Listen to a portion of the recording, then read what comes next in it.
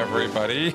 Hey, I think we are good. Let's check and see our sound. Yeah, it looks like we got sound and everything. Good morning. Hi. Welcome to a live edition of Critical Q&A for this Sunday, the 8th of November. Let's see here. Let me just check real fast and see if... Oh, good. Now they are coming in. Excellent. Looks like I got to actually go live for the comments to start popping up there on the side chat there. And that's what I was testing before the show so desperately, is because I was like, none of the chat comments were showing up on the side of the screen, as you can see there as they're rolling there. They weren't showing up before. And I was like, oh God, because it's kind of important for this one, because you guys put all your questions and stuff in the comment section. So anyway, hello, good evening, good morning, good afternoon. Love doing the shows at a time where I can catch my European friends. And so glad we're able to do this here. And there we go. Tracy's are, oh yeah. Chris is already asking me about whether I want to touch on Dave Miscavige's power play in Clearwater. I think Tracy's article pretty much did it justice. I didn't actually even read the whole thing because I've been so swamped.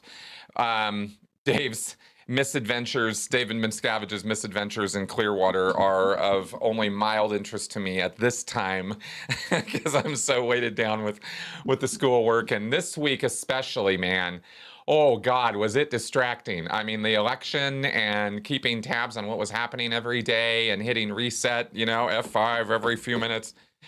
Oh, hey, thank you, Laurence. Thank you very much for that. Yay. Real time.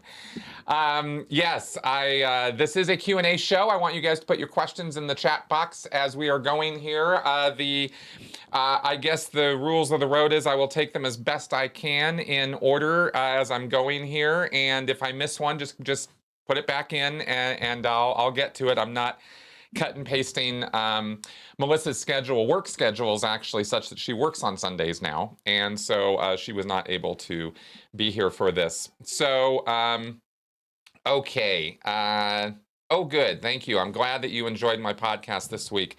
I was a little surprised, actually, at some of the negative responses to it, because I thought we were talking... the podcast I posted yesterday was with a man named Tim Ward, who's co-written a book about a pro-truth pledge in politics, media, you know, public figures, and I've signed it.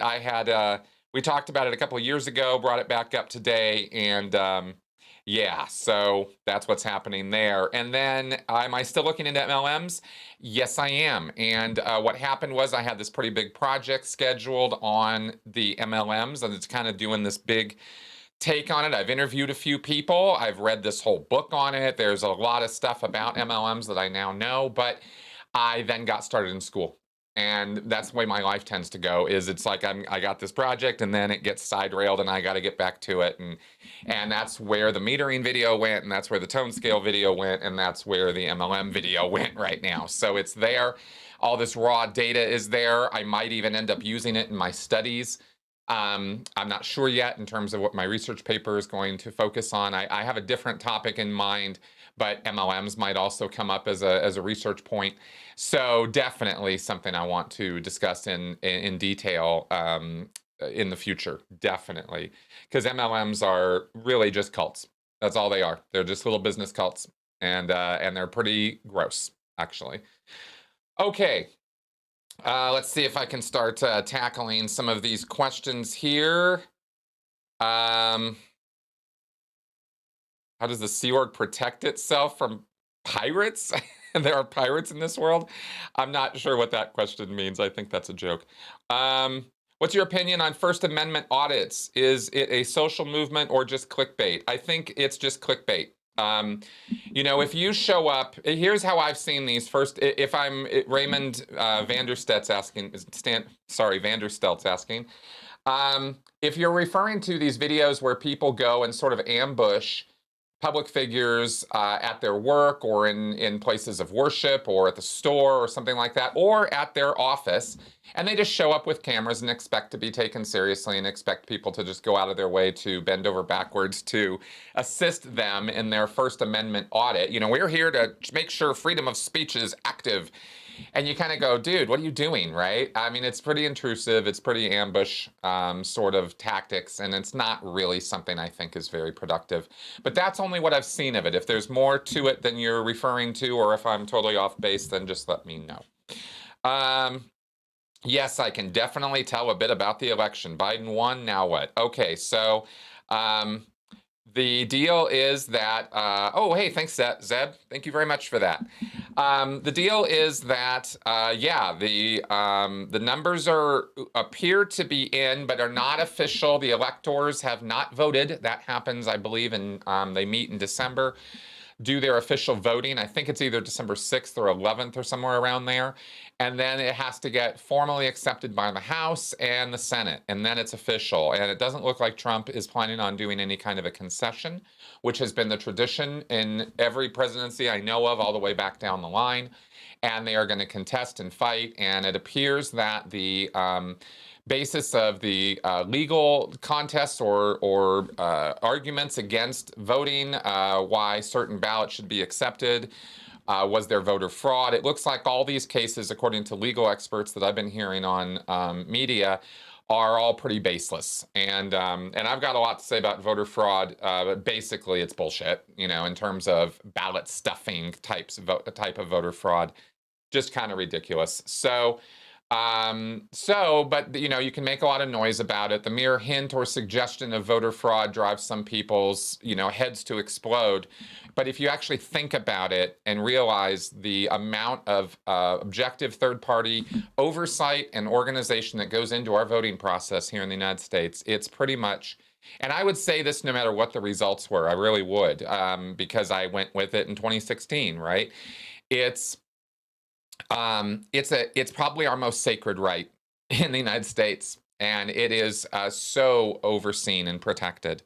Now, the way voter fraud happens, or the way voter manipulation, I should say, happens, is through gerrymandering, voter ID laws, district redrawing the lines of districts and stuff, and unfortunately, the Supreme Court gave the GOP a little bit of a, attaboy, get to it, in giving them the ability to redraw districts, gerrymander areas. And so I'm a little concerned about that in terms of the future, but I'm not concerned about voter fraud as such. So and the reason I'm going on about that is because I expect that Trump's challenges to this are going to be so much hot air, and really it's just going to be kind of a noisy next couple months. And it really doesn't have to be. It's very sad that it is. You know, you really don't want a petulant child in the White House, but that's what we've got. And so that's what's happening right now. And we'll see. We'll see what happens. Okay, so good. So there you go. Somali pirates are scared of the Sea Org. Oh, okay. Hey, these are interesting questions. I'm just trying to take these as I go down the line. My strategy here, by the way, in terms of answering your questions, is to just kind of try to go down the line. But if a super chat comes in with a question, I will take that at the top of the queue if I can. All right. So Bert Pineapple asks, LRH thought electric charges could blow off body thetans. How did he get that idea, as electroconvulsive therapy is very out ethics? LRH got that idea because he was crazy and going senile. I mean, he was at that point in time when Hubbard asked for an e-meter to be made that basically would deliver an electric shock to his body that would, in effect, kill him. The person he asked to do that was like, yeah, I don't think I'm going to do that. And he reduced it way down. It only gave him a mild shock, but it was enough to shock him to reality that, hey, you're going to kill yourself, if I remember the story right. And this is at a time when Hubbard was in hiding from the law, running from tax evasion and other legal threats. He was by himself with only a couple Sea Org members and a, whatever sort of crew they might have had up there that they had been hiring. that didn't know anything about Hubbard or any of that. And I don't know if they even did that or not, but they were up at this ranch up in Creston, California, hiding, and he was up there for years, either in his motorhome or at this ranch, and he was just going nuts. He was just kind of, and it had already started. I mean, I believe the mental decline started in earnest in the 60s, actually. But by the time this, I think he had a couple strokes, and like I said, the pressures of being in hiding from the law, etc., losing his wife, through the guardian's office fiasco. Hubbard's mental state just deteriorated to a point where he was, saying crazy stuff like, "Yeah, let's electric shock all of the body thetans out," and that's how that kind of happened. Okay, Mammoky, 1987. How are the studies going? Anything interesting there this week? I'm actually catching up on the lecture for this week today, and because this week was a real distraction. But this week was the week that I watched The Vow season 1. I still have to watch the last episode, but I learned all about nexium this week, and that was part of my studies. And it wasn't formally on the curriculum, but as a master's level, you get to kind of pick and choose a bit in terms of what you're studying and how you're going about it. And diving into nexium has been fascinating. If you guys have not seen The Vow on HBO, it's worth seeing. Very, very good from a perspective of an individual cult member. Going in, waking up, getting out, whistleblowing, the entire thing is shown all through season 1. It doesn't get into the tech of nexium, the organization of nexium, all the little subgroups of it. The Vow is the very personal story, and I look forward to watching Seduced, which is the more broad overview. But this is hard-hitting stuff and definitely worth watching. Laurence asks, when you tell someone you're an ex-Scientologist, JW, etc., how should that person react?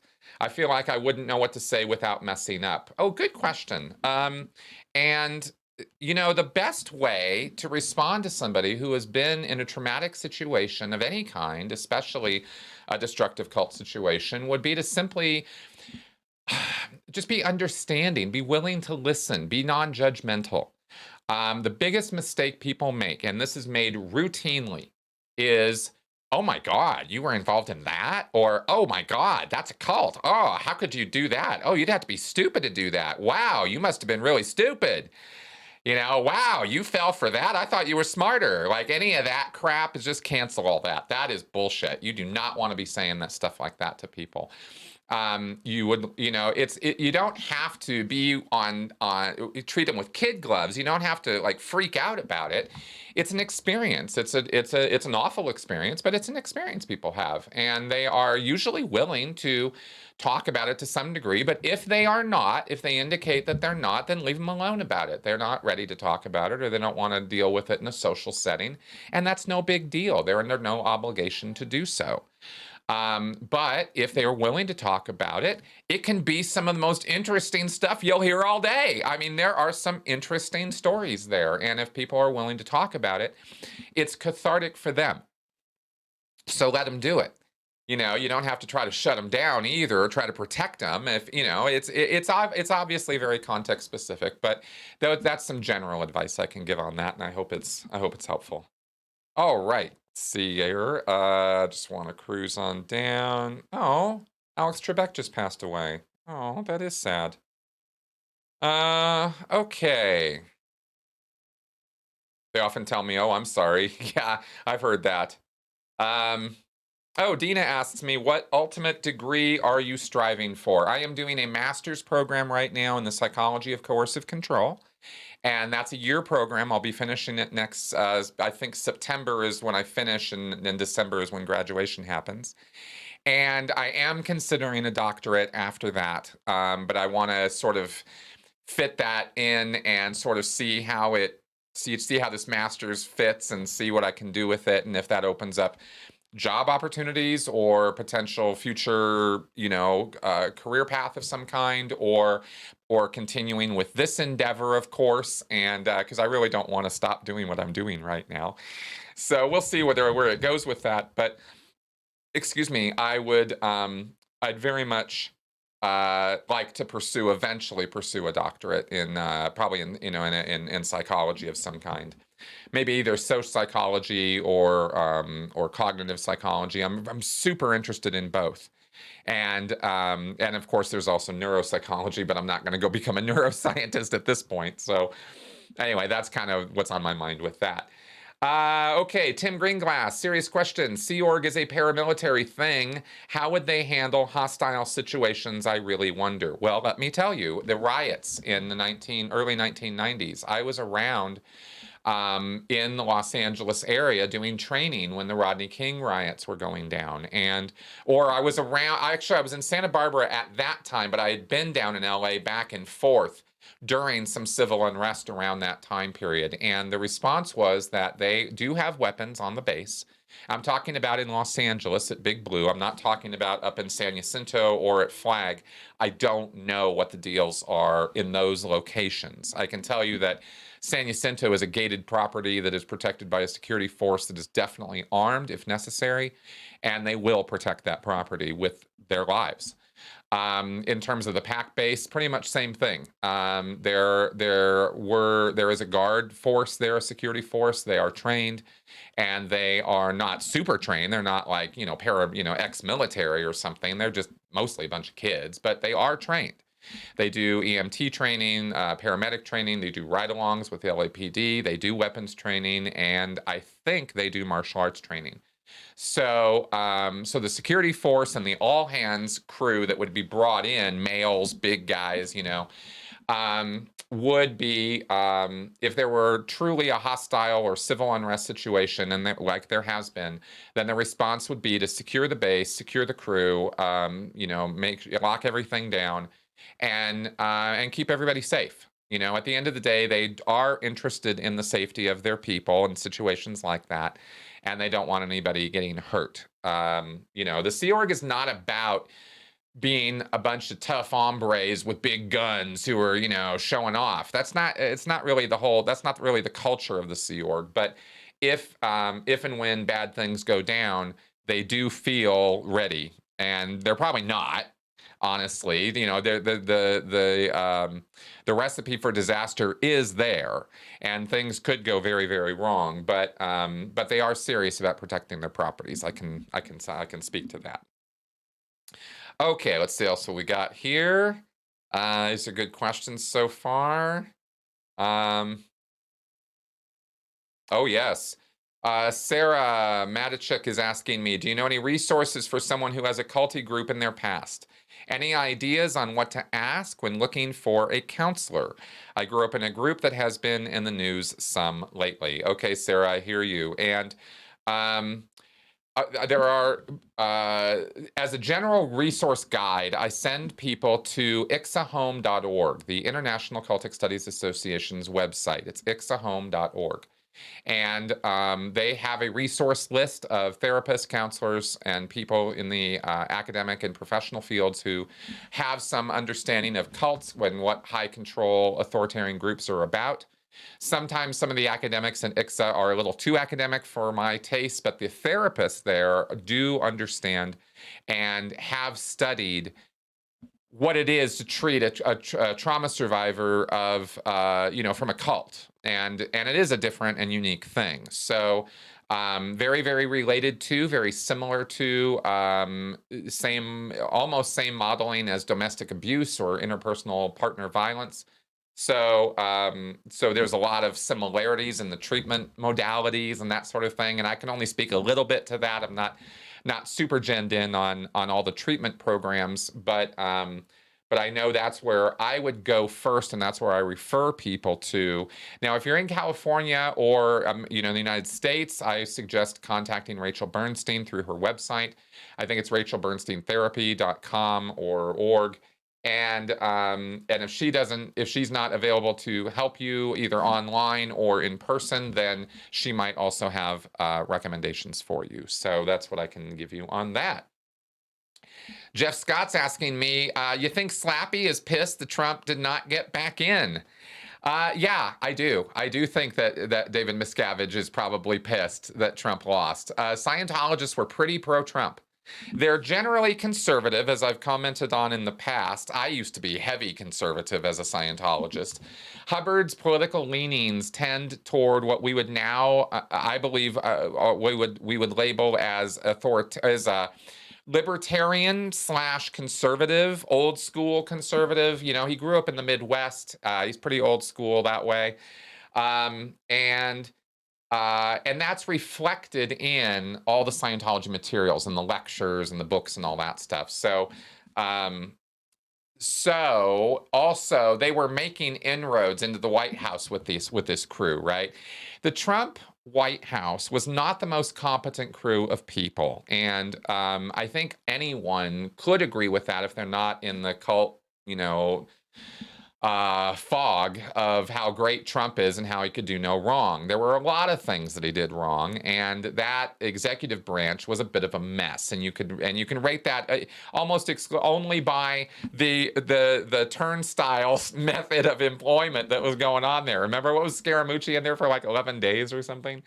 So there was a lot of opportunity for Scientology in that chaos and mess to make inroads into the Trump White House. And they did. Trish Duggan was there for photo ops. There were other, what's her name? Joy Davila, other people were either getting noticed or were trying to get the notice of those executive branch folks. So we watched that happen. It didn't seem like anything really solid or troubling came up from that. And we'll see, what else Scientology tries to do in the political sphere with the new administration. But they were definitely making some inroads with this one. I just can't speak to how deeply. It's not like I have inside knowledge on that, but that's what I was observing. And a lot of Scientologists are going to be really pissed about this. There are some very, very pissed off Scientologists right now that Trump is losing. Okay. Yes, that's right. As I understand it, Colorado is now a fully Democratic state in terms of House, Senate, and the governor. Yes, that is true. What does my shirt say? My shirt says, either you like bacon or you're wrong. Okay, good. Which is a maxim I stand by. So, yeah. Okay, media made the decision. Yeah, the media did not make the decision. Let's be clear. They're calling numbers. Math and voters are who made the decision, and the final decision isn't final until, like we said, December, etc. Okay, good. I'm pretty far back, so I'm trying to catch up. I will try to give shorter answers here, see if I can catch up to where we are. Okay.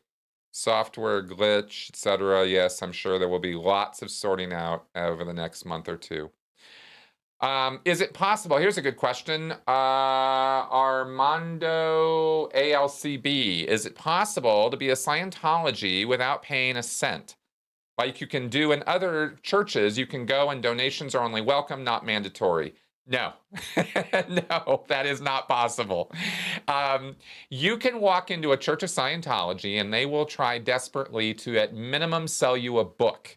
But they really want to sell you an introductory service, like a course or some introductory auditing. And they are not going to be satisfied with you they will initially be satisfied with you just wandering around, watching their videos, talking to them. But there's a certain point where they're like, okay, it's time to shit or get off the pot, basically. You need to give us money, get on service. And they will be pressuring for that.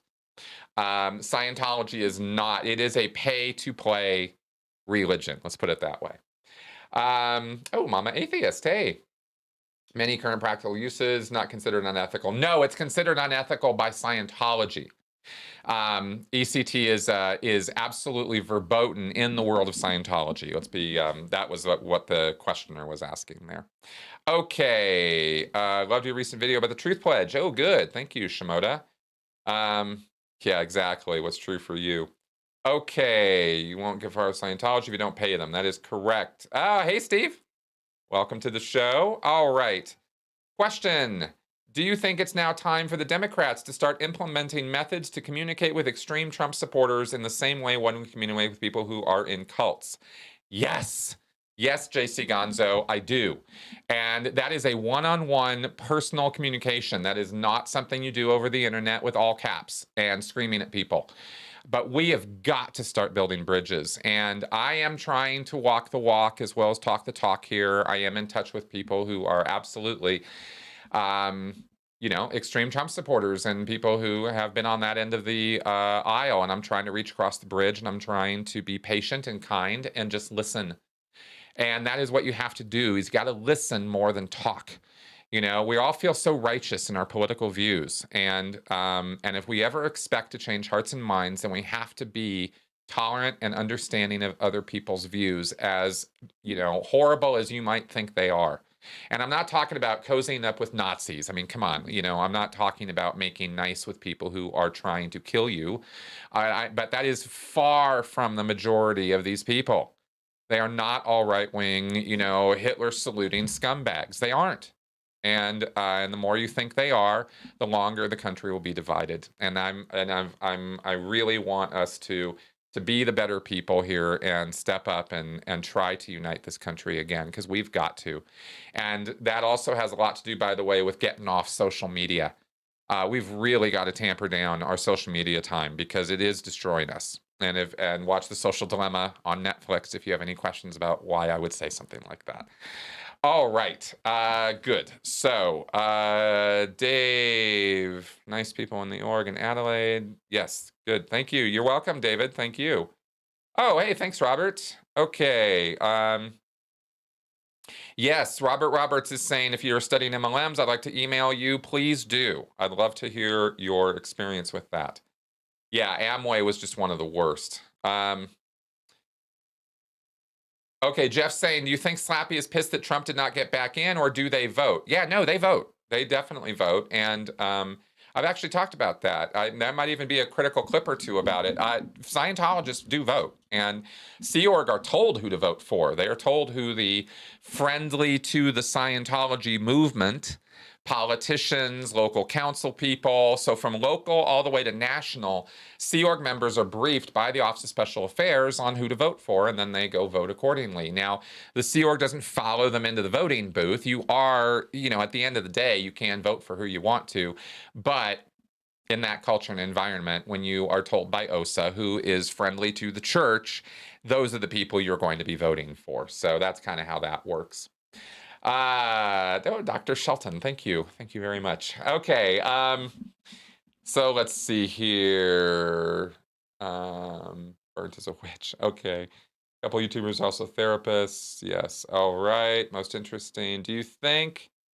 Oh, yes. Okay, great. Blank Bullet asks me, do you think... Let me get a little drink here.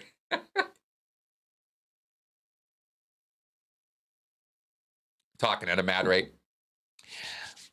Blank Bullet says, do you think that the NXIVM verdict will influence further litigation against Scientology?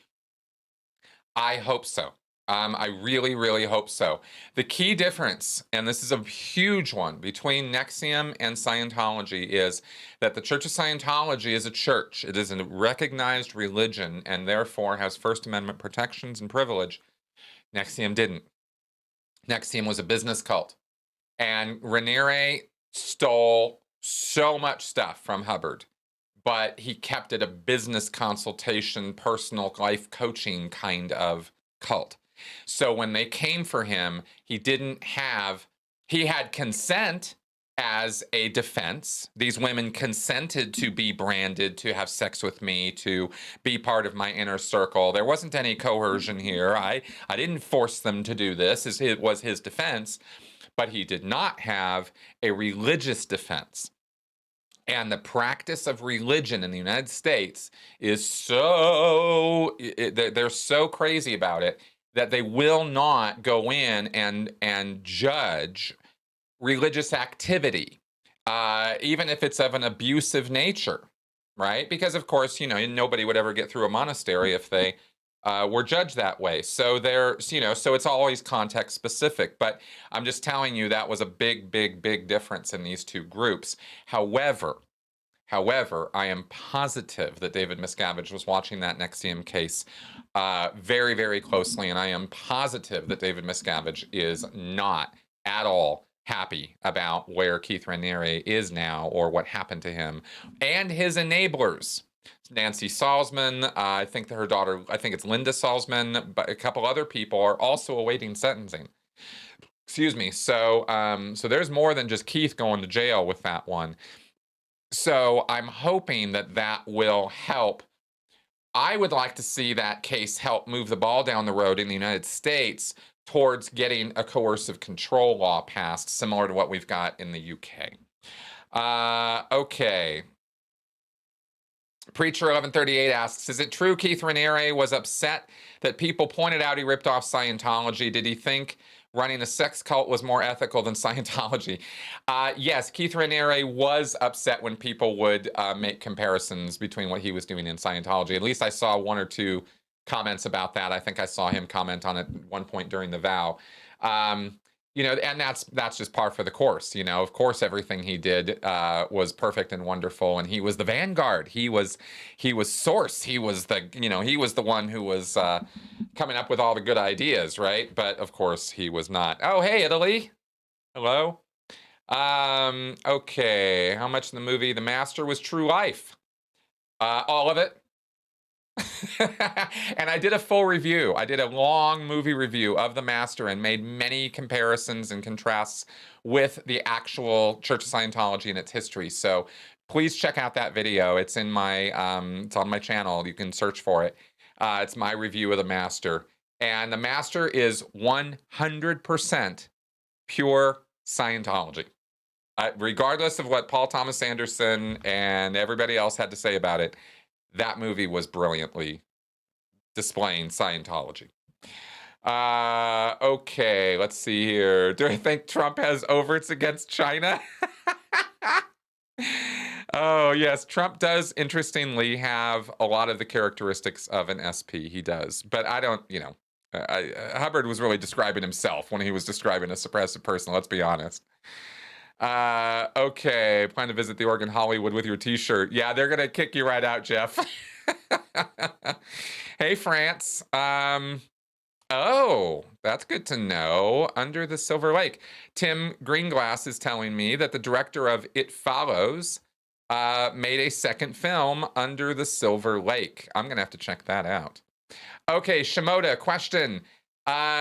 This is really nice, by the way. If you guys could put question in your comment there in all caps like Shimoda did, that'd be awesome. It helps me find them more quickly. It says here, Chris, you've said that Scientology is super homophobic, but what are their views on other LGBT plus groups? Do they say bisexuals should go straight? What do they think of asexuals, trans people? Oh yeah, all of it. All of it. It's not just homosexuals that Scientologists have a problem with. It's anything that's not vanilla, straight, conservative, leave it to beaver style living. That's, you know, that's where they're at. I mean, individual Scientologists are all over the place on their views on stuff, but as a group, as a whole, and dogmatically, okay, please keep in mind that when I'm talking about Scientology, most of the time I'm talking from the point of view of the dogma of the literature, not necessarily, you know, individual Scientologists, who you will always find exceptions to these rules. But generally speaking, Scientology has the literature, the belief set is very, very, very specific. That anything, any kind of perverted activity, according to L. Ron Hubbard, right, perverted from 1950s, when he's writing this stuff, any kind of trans activity, anything like you've laid out here, bisexual, transsexual, homosexual, asexual, all of it is a mental aberration. It's a mental illness or disease. It can only be dealt with using Dianetics and Scientology. And I've actually described in some detail in other videos what they do. They're going after, you know, there's different ways they go about it. Okay.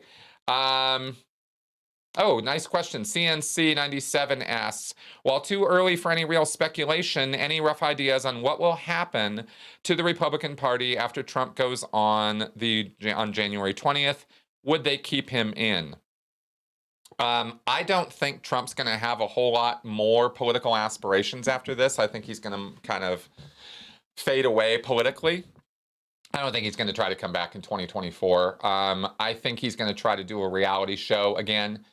And I think he's going to be facing a lot of legal consequences. And I'm pretty sure the GOP is going to want to distance themselves from him because of those legal cases. Now, I can only predict on the data I've got, and the data that I have is that Southern District New York is really hot to get Trump in the hot seat on some financial shenanigans he's been involved with for years. He'd already had his nonprofit shut down because it was shown he was fraudulently using it as a money box and various other things. So, it's pretty bad, the crap Trump has gotten away with. And there are legal consequences for some of that stuff that are hanging fire right now. So we'll see what happens. There is also the matter of over 20 women who have accused him of sexual assault. And those cases didn't just go away over the last 4 years. They're still sitting there, and those have to be dealt with as well. So that's pretty bad. Okay, Shimoda, my question didn't send. Oh, there we go. Okay, good. Chris, you've said that Scientology. Okay, good. I just answered that one. How clear is Clearwater? Not very, Jonathan.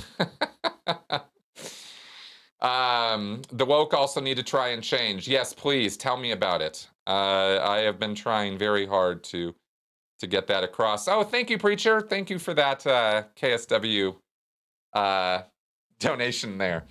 Okay, so do Scientologists believe that they can sway elections like they can move hurricanes from hitting the Gulf Coast?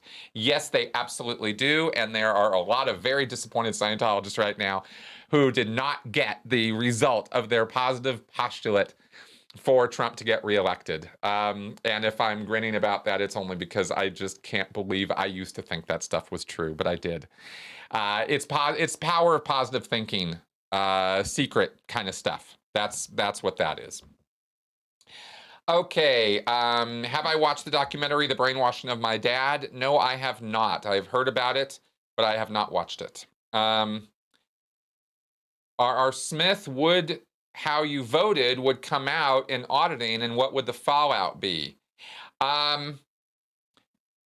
Probably would. I mean, there wouldn't really be any fallout from how you voted, and it's not, nobody in Scientology is really gonna unless the reason it would come up in auditing is if you felt bad for some reason about your vote.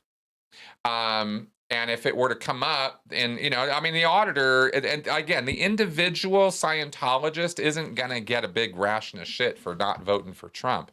It's not like organizationally, David Miscavige ordered that everybody who didn't vote for Trump get sec checked or something. It's not that organized. In terms of how they deal with politics and stuff. It's more of a cultural thing, it's peer pressure and the general, the majority view, of Scientologists culturally is a conservative view, but that doesn't mean you won't find vegetarian, tree-hugging, totally far-left Scientologists. You do. So, they are all over the place that way. On The Master, how about how they had the young messengers? Oh, yeah. That was a good movie. Okay.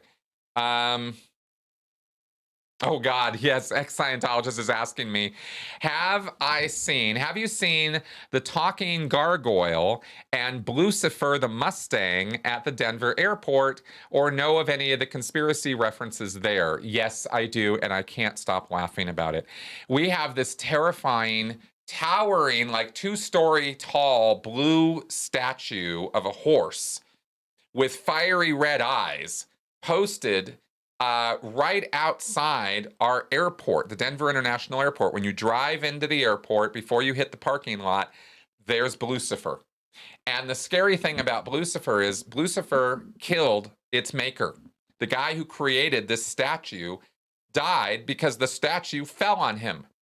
So it's cursed. But there it is, right outside our airport.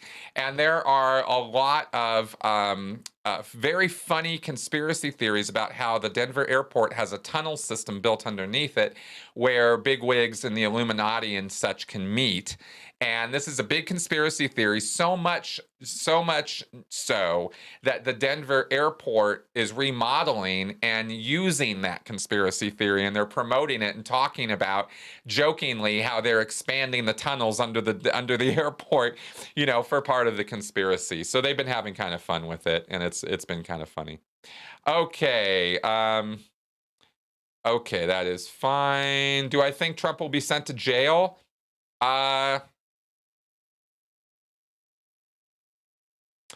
I don't know. I don't know. That's a tough one.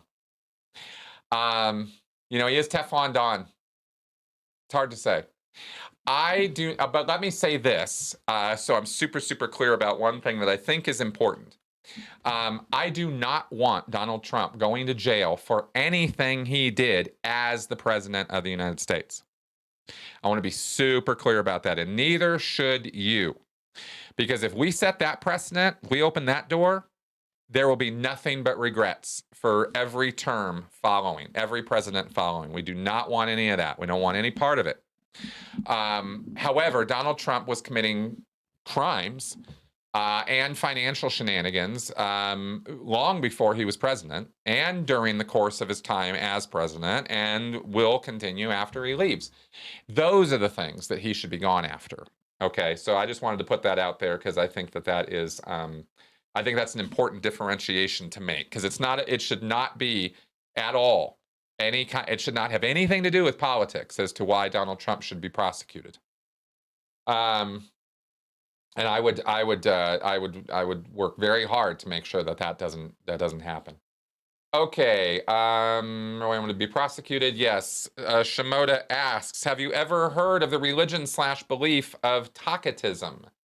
Massage, meditation, and staring at bowls of water. Strange, and some think of it as a cult. I'm not sure it has the control thing. I've not heard of it, so I can't really comment other than your question is the first time I've heard of Talkatism. There's just so many of these groups out there. But use Lifton's points. Look up Lifton's 8 points of thought reform. There's a Wikipedia page about it. And compare the group to those activities, and that'll tell you right away whether you've got high control going on or not. Okay. Yes, Steve, I will answer your question next week. This one, I just answer the questions that come in on the comments when I'm doing it live. So if you want to ask me, in the comments here, but otherwise, Steve, I will get to your question next week. Okay. Do I think that L. Ron Hubbard was a kitty fiddler? Oh, Jeff Scott's asking me, no. In other words, do I think, I understand from what you're asking me there that, do I think he was a child molester? And no, there is no evidence that Hubbard was a child molester that I have seen. And there is direct evidence, testimony from those young girls who grew up under Hubbard. More than one of them have said outright and very forthrightly he never touched them. It was never anything like that. I think Hubbard kind of got a bit asexual in his later years. I don't think he was really very interested in sex or any kind of sexual activity in his later years. He was a total dog as a younger man, all the way up until his 50s. But come 1960s, 70s, 80s, there's not a lot of evidence that I've seen for Hubbard's sexual peccadillos. Yeah, okay, good. I am not going to do a video on Chick Corea. I don't see any reason to, but Chick Corea is definitely a very famous and very long-term, highest-level Scientologist. He's also apparently one of the best jazz musicians on the planet. I hate jazz, and I hope I'm not alienating anybody by saying that, but I literally hate jazz. I don't dislike jazz. I hate it. I can't listen to it. It drives me crazy. However, I will say that I appreciate the aesthetics of it. I'm not saying people who like jazz are horrible people. I'm just saying I can't stand it. And if I made a Chick Corea video, I'd have to listen to a lot of jazz, see? So that's why I'm not going to do it. Okay, is there any chance the electorate votes Trump in again despite everything in December? I hope not. I don't think so. I don't think that's really happening. Yeah, Chick Corea is very heavy pro-Scientology. Okay, Frank Frazetta, art prints being sold by the church. Oh yeah, okay, the Frazetta connection. Frank Frazetta was hired by Author Services The question here is, I've heard mention of Frank Frazetta art prints being sold by the church. Was Frazetta a Scientologist? No, he was not. He was hired by Author Services, Inc., which is Hubbard's literary agent. They handle all of Hubbard's fiction writings, all of his stories and pulp fiction and all that. Battlefield Earth, Mission Earth, all of his fiction works.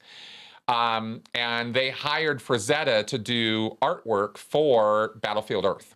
And that's how you see those prints. And that's what that was about. They tried to do a investment scam where they got these prints made of all of this artwork that was done for Mission Earth and Battlefield Earth, and all of that art has depreciated horribly. They were selling it at grossly inflated prices, and a bunch of Scientologists bought into it, and it was a whole little scam within Scientology. And that was going on in the 80s and into the early 90s, I think, before everybody caught on to the fact that these prints were not increasing in value. Okay. Yes. Okay, good. Shame, I hate jazz. I know. I'm a horrible person. It's true. Yeah. Okay, so Nick Raleigh asks, question, how do Scientologists feel about sacrificing one dynamic for another, especially related to altruism? Is it worth sacrificing your own money, first dynamic, for the group, third dynamic? Yes, Nick, that in fact is the equation of Scientology. When you become a Scientologist, and actually, maybe I should broaden that a little bit, because I can pretty confidently say that that's the equation of any destructive cult. Okay, here's the one way of looking at the cult relationship or cult model or what goes on with cults is that the cult becomes all-consuming. It doesn't matter what the group is. It doesn't matter what its belief set is. It doesn't matter what it's doing. It becomes an all-consuming thing for a person. This group, this activity is more important than anything else going on.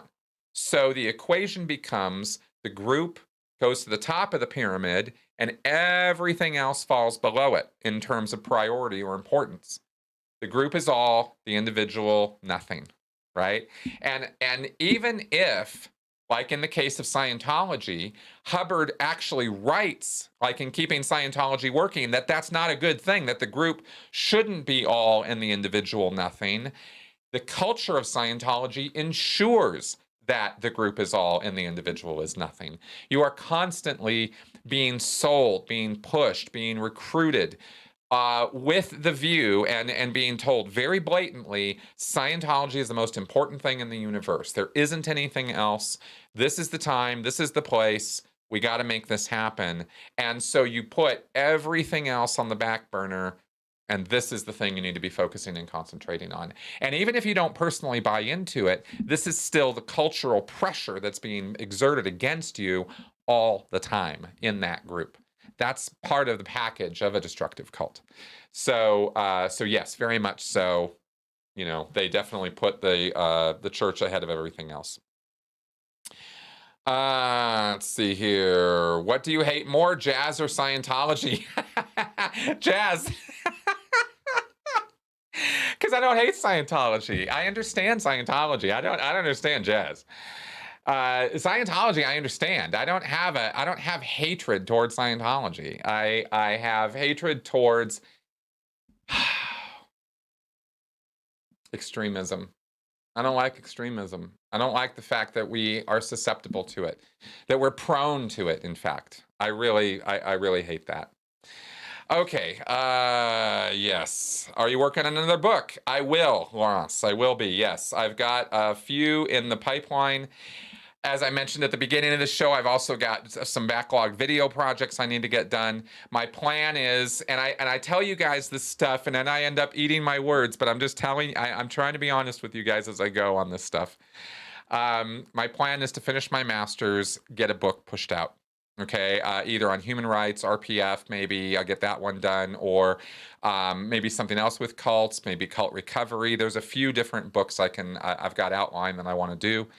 and then maybe pursue that doctorate and also get these backlog video projects done. So never enough time, I swear. It just isn't. But that's what I'm working on. Ex-Scientologist asks me, do you still use the admin tech about using goals, programs, projects in your life? No, not at all. I didn't use it when I was in.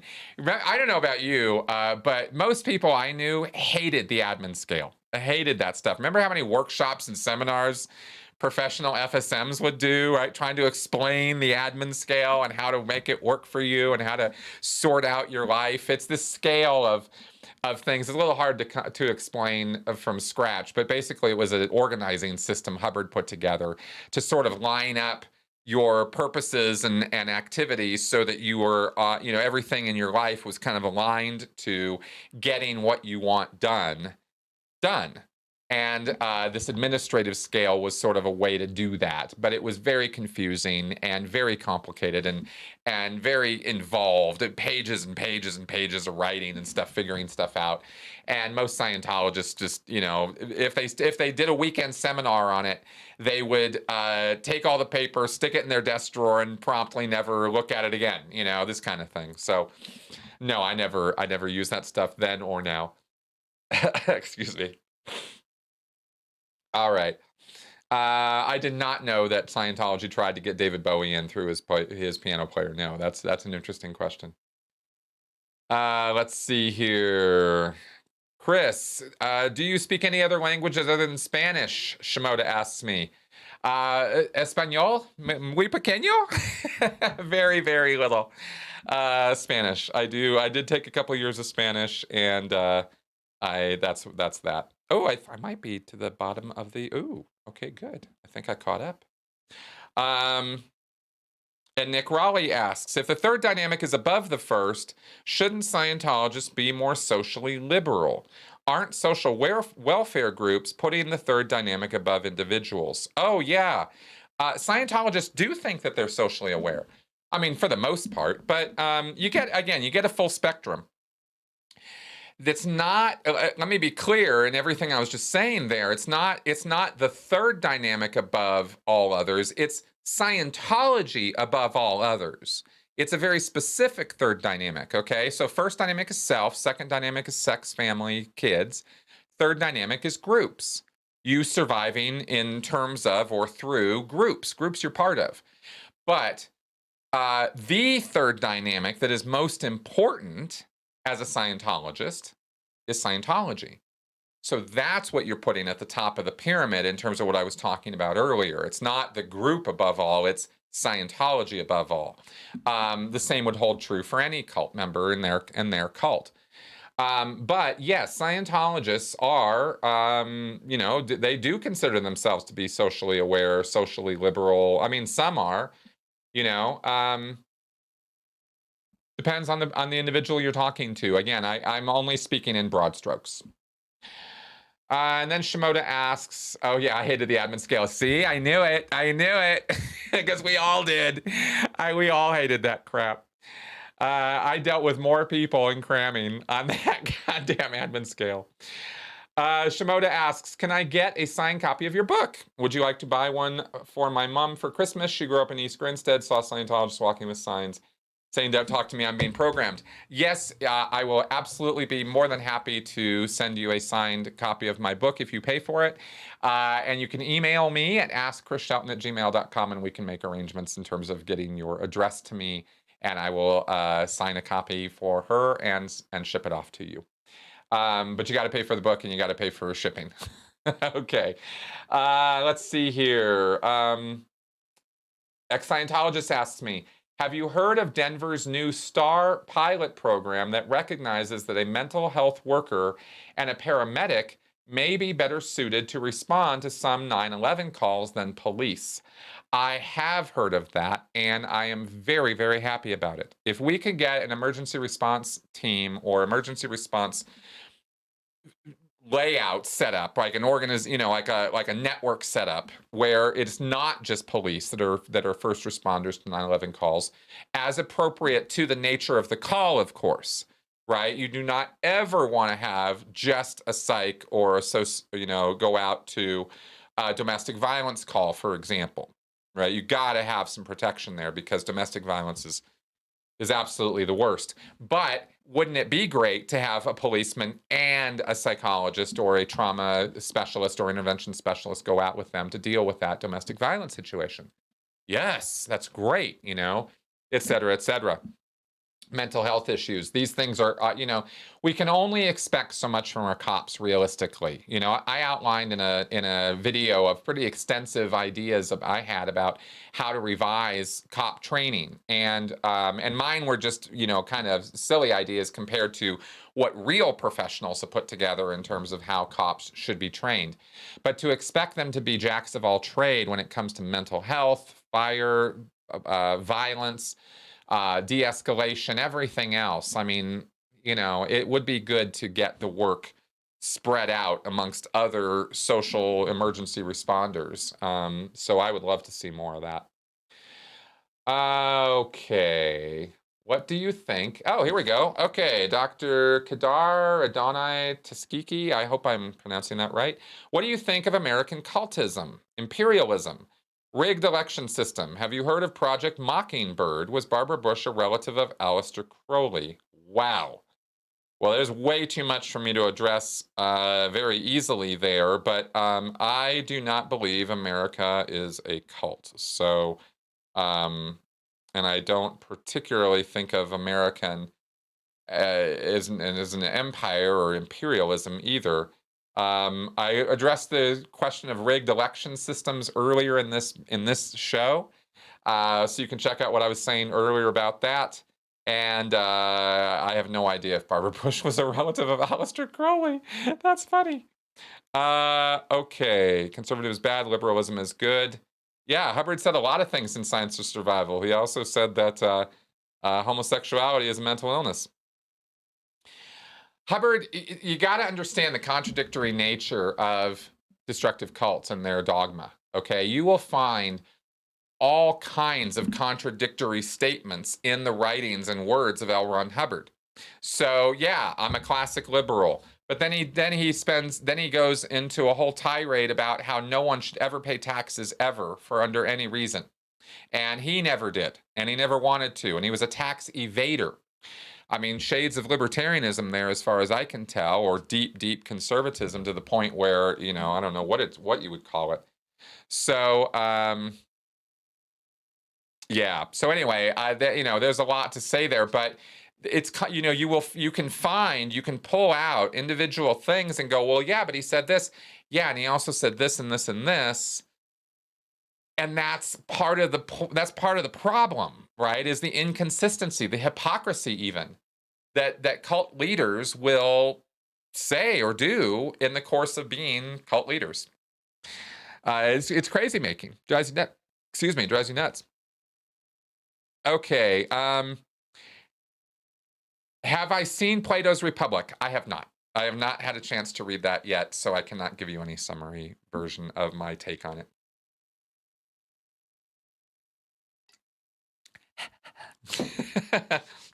All right, we're going to move toward wrapping up pretty soon, but I'm glad I caught up. I think I've caught up with everything.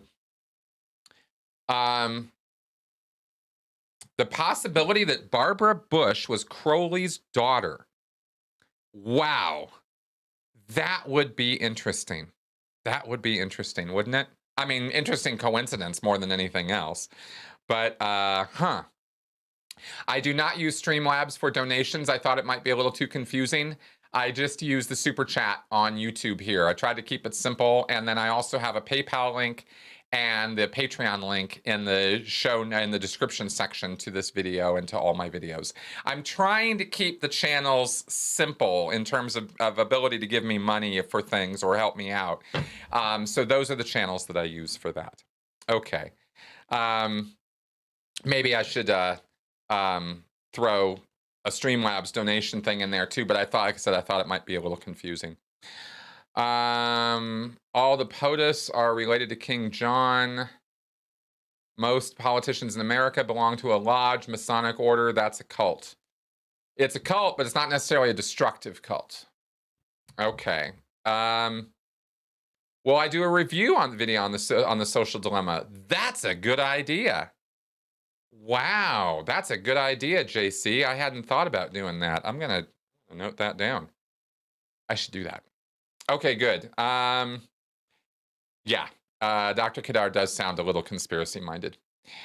Okay, good. Chris, I'd love to hear, Blank Bullet says, Chris, I'd love to hear your take on why people follow narcissistic leaders such as David Miscavige or Trump. There are a multiplicity of reasons. There are a lot of reasons why. Almost as individual as each individual person to a degree. But in general terms, there are many, many people in the world who have a worldview or mindset of the follower. And they are not necessarily educated in how to be good followers or to understand what a good leader is. This is something we miss in our educational system. We learn about bad leaders throughout history, bad military situations, bad wars, etc. But we don't necessarily learn the psychological characteristics or red flags to watch for that lead to coercive control, that lead to situations where people find themselves in a cult milieu all of a sudden. They're like, how'd I get here? Because nobody willingly, knowingly walks into such a situation. There is not one person ever, not ever, who knowingly joined a destructive cult with the idea that they wanted to be abused and and bankrupted and everything else. So but you have, we have social hierarchies. That is how we are built. We can't avoid it.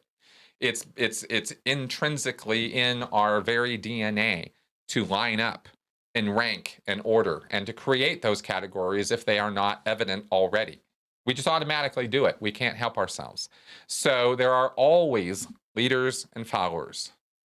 And there tend to be organically, as nature should kind of have it with these kind of systems, there tend to be a lot more people who are in a follower kind of mindset than they are in a leader kind of mindset. It's not like everybody has, equal skill set in this regard, and so they naturally line up there, and then find out too late that they are following somebody who has been lying to them the entire time, right? And they bought into the lies, and they wanted to believe it.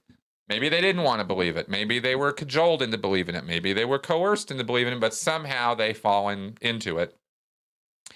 And when they wake up and realize, oh my God,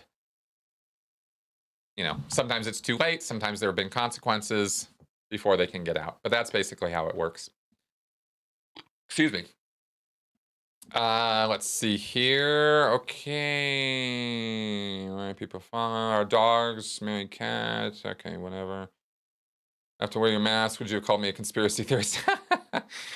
Did you watch The Vow? Yeah, I talked about it at the beginning of the show. Jew Martins asked me about The Vow. I talked about it extensively at the beginning of the show here. Yeah, check it out. I also talked about it even more in, I think, the Critical Conversation show we did this week. So you can check that one out as well. Okay, good. Yes, please do upvote my videos and share them. I would love to grow this channel, and I need your guys' help to do that. All right, I think we should go ahead and wrap up. Thanks for coming around, guys. Thanks for all of your questions. I was getting a beautiful, wonderful, steady stream of them as we were going here. Thank you very much for your super chats and your support. Really, really need it right now. Really helpful, and thank you for that. I am happier right now than I've been in a really long time because of these election results. I'm not gonna beat around the bush on that. I am really, really happy. And the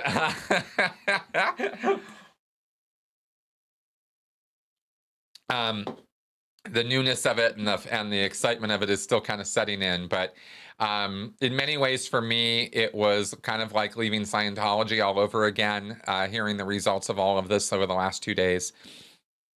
It's been a really big deal.